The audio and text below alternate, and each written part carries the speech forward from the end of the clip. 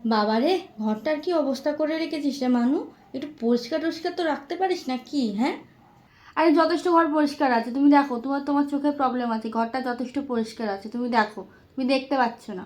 সামনে পুজো এসে গেল, আর ঘরের অবস্থা তো যে কি সেই রয়ে গেল। মা দুর্গা বাপের বাড়ি আসছে, ঘরটা পরিষ্কার টরিষ্কার রাখবি তো নাকি?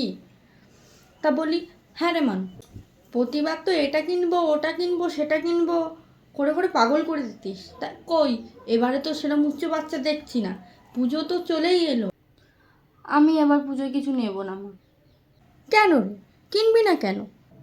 এবার পুজোয় আমি বিচার চাই, তিলোত্তমার বিচার।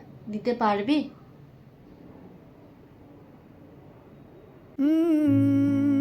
এবার পুজোয় আমরা সমস্ত মেয়েরা নতুন জামা কাপড় সাজের জিনিস নয়, সঠিক বিচার চাই। কি ঠিক বললাম তো?